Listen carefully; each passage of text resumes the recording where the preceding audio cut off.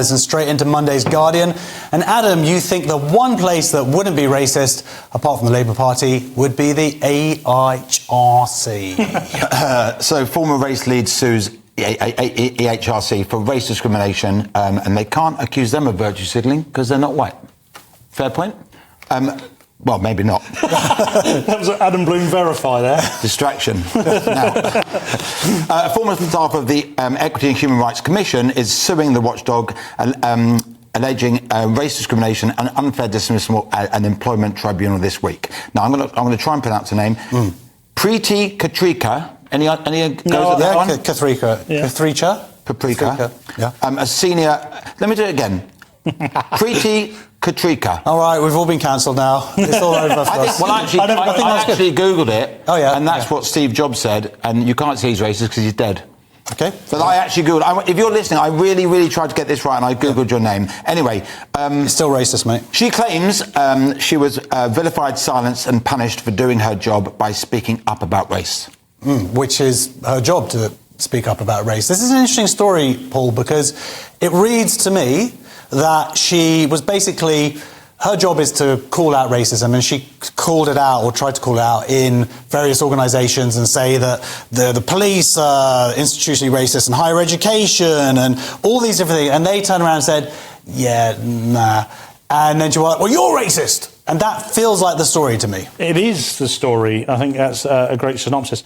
I mean, of course it's happening at the EHRC. It's the same old adage, isn't it, a little bit? If someone's overly zealously telling you that they're a male feminist, probably be wary. If someone's continually telling you they're a race ally, probably be wary. And the Equality and Human Rights Commission is going to be one of those places because it's going to be overly scrutinised the whole time. One thing I do find interesting about this is this story's in The Guardian, and I think this is a good piece of journalism from The Guardian, which is something I don't say very often, in the sense that you wouldn't expect them to call this stuff out. This is right in their sort of the centre. Well, I don't know if they're calling it out. I would argue it seems like they're kind of agreeing with her. They also needlessly, they bring up Kishwal Faulkner, who is the head at the moment, and these claims against her about bullying and harassment, which arguably are kind of mudding the water over the trans issue, have been brought up to kind of discredit her. And there's government ministers saying that she shouldn't be investigated at all because the claims are spurious. So anyway, I'm just saying that The Guardian seems to have, as all newspapers do, their own agenda.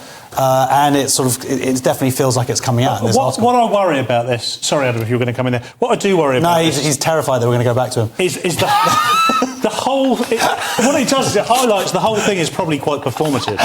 So the whole thing, the Equalities and Human Rights Commission, is probably quite performative. Well, they've got a job to do. And I wouldn't say it's performative. I mean, they set up, they have a job, they have worked in the past in terms of they found the Labour Party guilty of discriminating against Jews, of breaking the law. It's interesting how Preeti Katrika, how she's come in and said that they shouldn't have done that. It was a political decision to investigate Labour. Now, obviously, I'm an invested interest in this as a Jew, and cranks are going to absolutely love this. This is their narrative they've been trying to sort of spread all along. I'm fully aware of that as you say these things, and I agree with a lot of the things they said about Jeremy Corbyn. There's nothing. In fact, I agree with everything they said. Yeah, but you still won't book me, right?